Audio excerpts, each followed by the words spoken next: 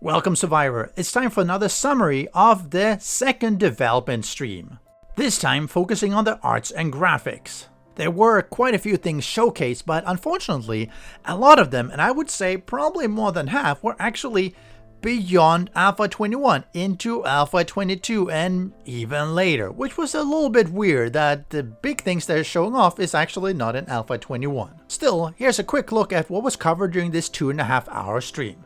And there are a lot of new art assets, as you can see, a lot of them made by Decagon, which is one of the outsourced partners who have been working on this. And you can tell they've really been putting in a lot of effort in everything from doors to the porta potty to crates and bookshelves and everything.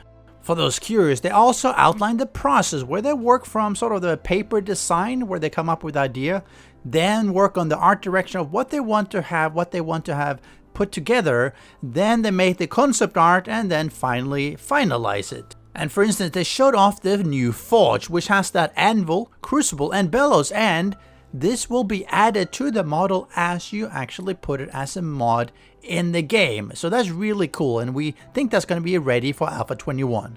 And they've also been spending a lot of time of updating those trader locations, of bringing in the whole concept of it, what sort of fits for that specific trader, and then remaking the whole location. Of course, you can see that it sort of in some ways follows what was there before, but it's been expanded and enlarged.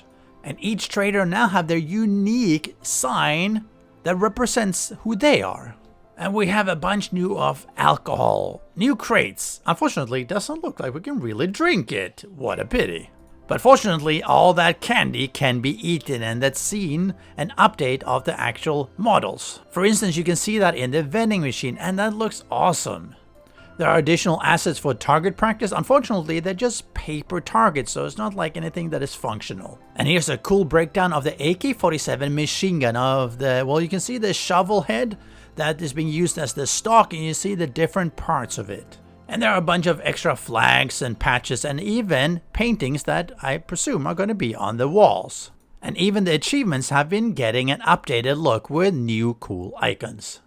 And what was really cool is that they actually showed off some of the doors with the different stages of destruction, of how it looks as you damage them. And I think that's really nice. It is something that makes it a little bit more believable, and it's of course also useful. A zombie is knocking on that door, making some holes, so you can actually shoot him through it. Instead of that usual, we open up, shoot him or hit them, and then close it again, hoping that they don't actually make it through before we've closed it. So this works a lot better. Of course, if they hit it too much, they will break it, and then you can't open or close it. But you'll see those closet doors and everything being updated, including, of course, the porta potty. And if you like vault doors, you're going to love those double vault doors that they've put in, and I think they look amazing.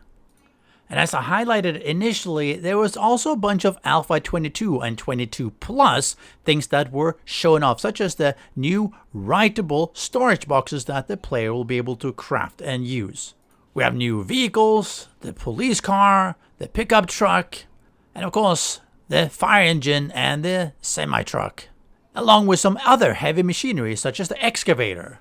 And they even had a bit of a sneak peek of Duke Cazador's sign for his casino and hotel.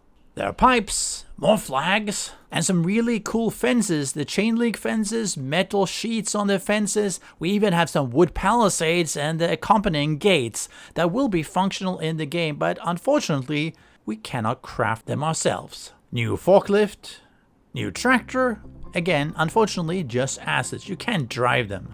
And of course, one of the main favorites actually was the poor guy hanging from a pole. No, you will not be able to craft this, even though maybe we wish we could hang up a friend or two. And coming up towards the end of the stream, there was a lot more look at Alpha 22 Plus content, such as the Raider Bandit, which looks really good. They've definitely been putting an effort there. And of course, you have that Wasteland Assassin, which is a player character model, where the player will be able to choose and use this. We have the Overlord, which is another bandit, heavy bandit type of character. And the Hoarder, which is another player character, which you'll be able to look like. Can you imagine carrying around all that stuff? We get more look at the player characters, including the male desert gear guy and the female desert character model. And they both look really good. And all this is getting rigged up with the new player animations, again Alpha 22 Plus. For some more Alpha 22 or 23 or at least Gold, they were unveiling some new UI concepts where they're redoing the UI of the screen to make it look a little bit more standardized and not overlapping, etc. And I think it actually does look cleaner. Along with the new 4x4 and the mini bike with that toilet seat, which I think actually looks pretty cool. We also got a look at Duke's and Noah's base concepts, and I think they really look good. You can see the Duke on the left side being that casino and the hotel, which is, I guess, pretty standard. It looks alright, but I think that the one on the right being Noah's compound looks so much better. You know, folded into that snow-covered mountain with those thick walls and everything. It definitely looks like the kind of base that you and I would like to have and defend from a zombie invasion. And they rounded off the stream with a closer look at some of those notes and papers, Postits that they have been actually crafting in real life in order to then scan it and put it into the game. Not that you will necessarily be able to read it because it might be too small, but it's a pretty cool process where they literally write and draw things on paper to then incorporate into the game. But yeah, a lot of these things are not in Alpha 21, they are going into Alpha 22 Plus in the future, unfortunately. Still, it was cool to see a lot of this, and see you next time.